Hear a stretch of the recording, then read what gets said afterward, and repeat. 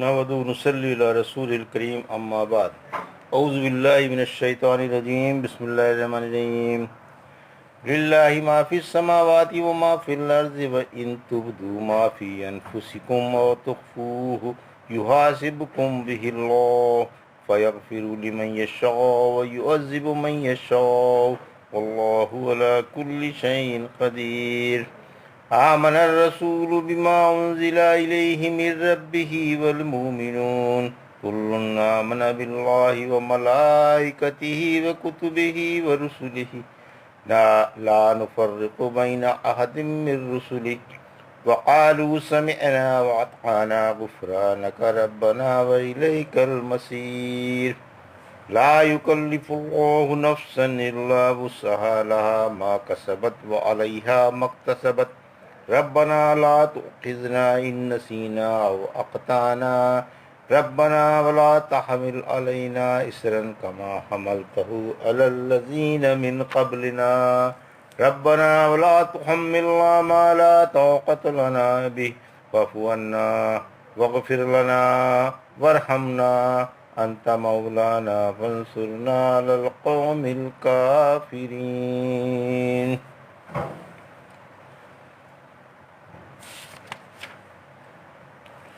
ابھی آپ نے سورہ بقرہ کی آیت 284 سے 286 کی تلاوت سماعت فرمائی.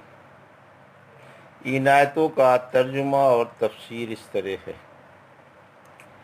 للہ ما فی السماوات وما فی الارض وان تبدوا ما فی انفسکم او تخفوه یحاسبکم به اللہ فیغفر لمن یشاء ویعذب من یشاء واللہ علی کل شیء قدیر. آیت 284. ترجمہ: جو کچھ آسمان و زمین میں ہے سب کچھ اللہ ہی کا ہے، خواہ تم اپنی دلی باتیں ظاہر کرو یا چھپاؤ، اللہ ان کا تم سے حساب لے لے گا، پھر جسے چاہے گا بخش دے گا اور جسے چاہے گا عذاب میں گرفتار کر دے گا، اور اللہ ہر چیز پر بڑی قدرت والا ہے. آیت 284 کی تفسیر: کیا دلی خیالات پر بھی باس پرس ہوگی؟ یعنی تمام کائنات پر اللہ ہی کی بادشاہت ہے اور اللہ کائنات کی ہر چیز سے خبردار ہے. اللہ کو چھپی کھلی ساری باتیں معلوم ہیں، اسرار و رموز بھی اس سے پوشیدہ نہیں ہیں، خواہ وہ اپنی جگہ پر کتنے ہی باریک ہوں اور کیسے ہی پردے راز میں ہوں. اللہ اپنے بندوں سے ان کے اقوال و افعال پر، رموز و اسرار پر، دلی خیالات پر، سب پر باس پرس فرمائے گا. سورہ آل عمران کی آیت 29 میں فرما دیجیے خواہ تم اپنے دلی خیالات ظاہر کرو یا چھپاؤ، اللہ انہیں خوب جانتا ہے اور آسمان و زمین کی ہر چیز کو جانتا ہے، اور اللہ ہر چیز پر خوب قادر ہے. سورہ طٰہٰ کی آیت 7 میں فرمایا اللہ راز کو اور پوشیدہ سے پوشیدہ بات کو جانتا ہے. اس آیت میں علم کے ساتھ ساتھ باز پرس کی بھی خبر دی گئی ہے. اسی وجہ سے جب یہ آیت اتری تو صحابہ کو بڑی سخت معلوم ہوئی. صحابہ ہر چھوٹی بڑی اور ظاہری اور باطنی چیز پر باس پرس کیے جانے سے کمال ایمان و ایقان کے باعث کانپ اٹھے. ابو ہریرہ رضی اللہ عنہ فرماتے ہیں جب اللہ کے رسول صلی اللہ علیہ وسلم پر یہ آیت اتری تو صحابہ کو بڑی سخت معلوم ہوئی. دوڑے دوڑے آپ صلی اللہ علیہ وسلم کے پاس آئے اور گھٹنوں کے بل بیٹھ کر بولے: یا رسول اللہ، جن عملوں نماز، روزہ، حج اور زکوٰۃ وغیرہ کا ہمیں حکم ہے وہ تو ہماری طاقت کے اندر ہیں، لیکن یہ آیت جو آپ کے اوپر اتری ہے ہم میں اس کی طاقت نہیں. فرمایا کیا تم بھی وہی کہنا چاہتے ہو جو تم سے پہلو یعنی یہود و نصارہ نے کہا تھا کہ ہم نے سن کر نافرمانی کی؟ نہیں، بلکہ یوں کہو ہم نے سن کر اطاعت کی. اے ہمارے رب، ہم تیری مغفرت چاہتے ہیں اور تیرے ہی پاس لوٹ کر آئیں گے. جب صحابہ نے یہ اقرار کر لیا اور ان کی زبان پر یہ دعا چڑھ گئی تو اللہ نے آمن الرسول بما انزل اتاری. پھر اس آیت کا حکم لا یکلف اللہ سے منسوخ فرمایا. اللہ نے لا یکلف اللہ سے ہر دعا پر نعم ہاں فرمایا، یعنی ہم نے تمہاری ہر دعا قبول فرما لی. ابن عباس ذرا فرماتے ہیں جب ان تبدو اتری تو صحابہ کے دلوں میں ایسا ڈر پیدا ہوا جو اب تک کسی حکم سے پیدا نہیں ہوا تھا. ان سے اللہ کے رسول صلی اللہ علیہ وسلم نے فرمایا یوں کہو ہم نے حکم سن کر مان لیا. اس لیے اللہ نے ان کے دل کھول دیے اور آمن الرسول سے آخر سورت تک کی آیتیں اتری۔ ابو ہریرہ فرماتے ہیں اللہ کے رسول صلی اللہ علیہ وسلم نے فرمایا اللہ نے میرے لیے میری امت کے وسوسوں سے درگزر فرما دی جب تک وہ قول و فعل کی صورت اختیار نہ کر لے۔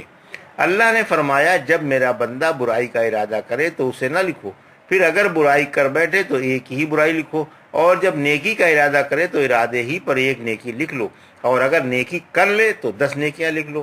اللہ فرماتا ہے میں نیکی کے ارادے پر ایک نیکی لکھ لیتا ہوں اور کرنے پر ہی نیکی کو 10 سے لے کر 700 تک بڑھا کر لکھتا ہوں، اور برائی کے ارادے پر برائی نہیں لکھتا اور کرنے پر ایک برائی کی ایک ہی برائی لکھتا ہوں۔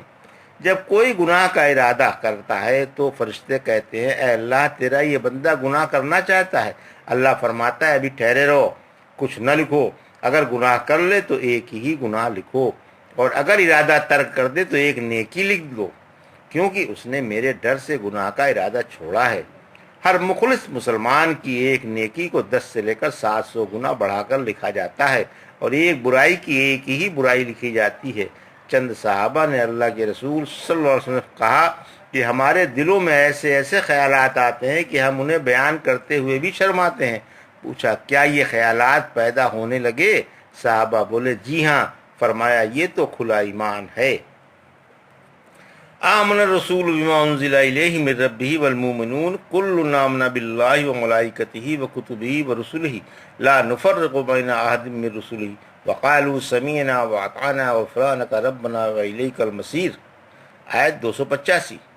لا یکلف اللہ نفسا الا وسعها لها ما کسبت وعلیہا ما اکتسبت ربنا لا تؤاخذنا ان نسینا او اخطانا ربنا ولا تحمل علینا اصرا کما حملته علی الذین من قبلنا ربنا ولا تحملنا ما لا طاقت لنا به واعف عنا واغفر لنا وارحمنا انت مولانا فانصرنا علی القوم الکافرین۔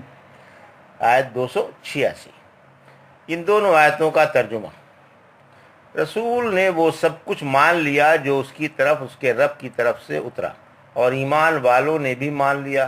سب کا اللہ پر، اس کے فرشتوں پر، اس کی کتابوں پر اور اس کے رسولوں پر ایمان ہے۔ ہم اس کے رسولوں میں سے کسی رسول میں فرق نہیں کرتے، اور انہوں نے کہا ہم نے دعوت سن لی اور ایمان لے آئے۔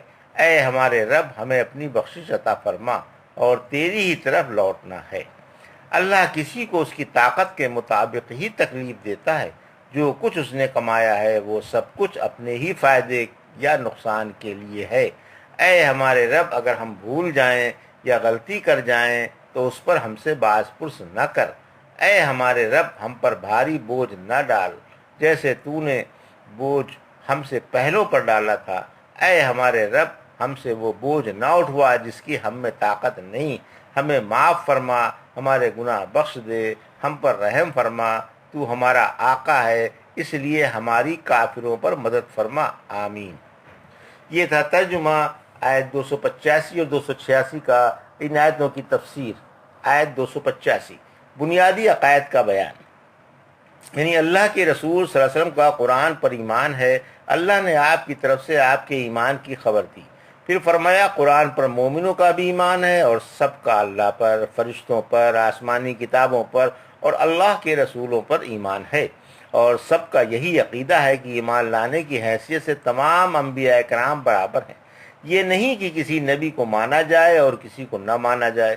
مومنوں کا ایمان ہے کہ ایک اللہ ایک ہے، یکتا ہے، فرد واحد ہے، بذات غنی ہے، کسی کا محتاج نہیں، اس کے سوا نہ کوئی حقدار عبادت ہے اور نہ حقدار ربوبیت۔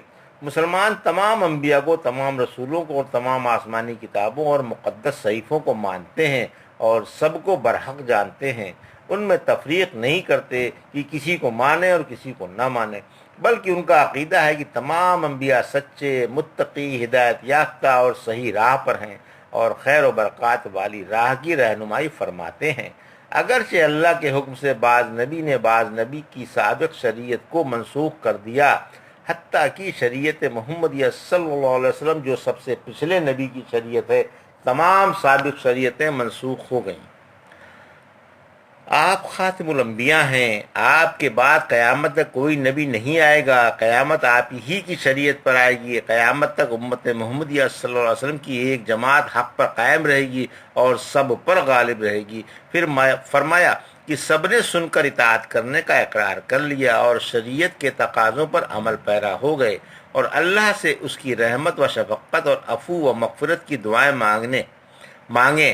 ابن عباس تعالیٰ فرماتے ہیں اللہ نے فرمایا میں نے تمہیں بخش دیا۔ پھر فرمایا اے اللہ ہمیں تیری ہی طرف لوٹ کر آنا ہے۔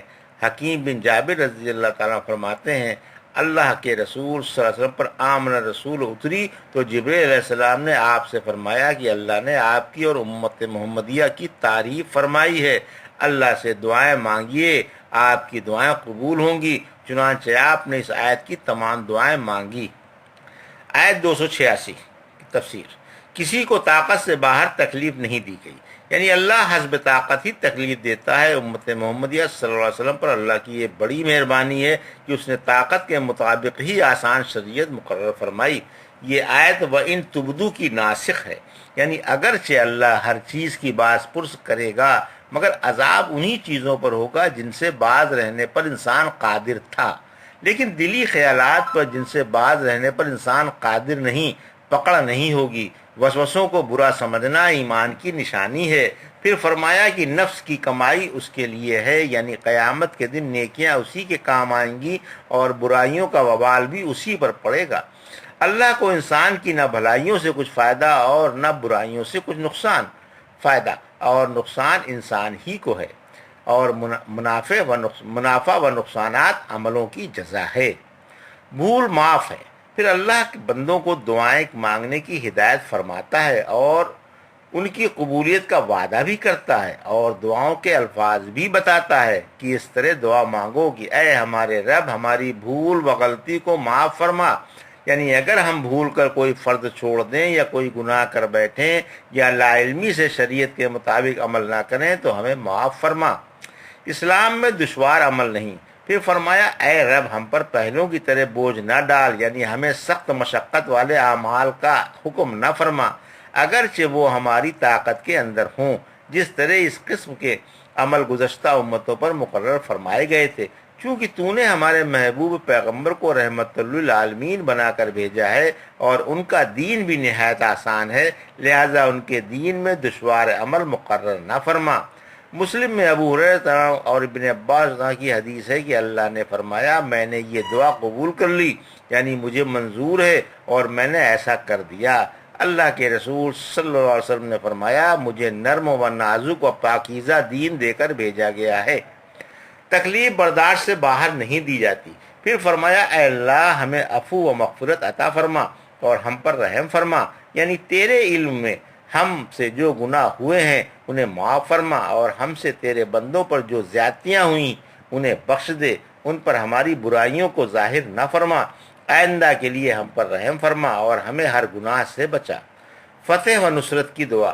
پھر فرمایا تو ہمارا آقا ہے، یعنی تو ہی ہمارا کارساز و مددگار ہے، تجھی پر ہمارا بھروسہ ہے، ہر کام میں تجھی سے مدد مانگی جاتی ہے اور ہم میں تجھی سے طاقت و قوت ہے، لہٰذا ہماری کافروں پر جنہوں نے تیرے دین سے انکار کیا، تیری توحید ٹھکرا دی، تیرے نبی کی رسالت نہ مانی، بتوں کی پرستش کی اور تیرے بندوں کو تیرے ساتھ شریک کیا، مدد فرما اور دنیا اور آخرت میں ہمارا انجام بخیر فرما۔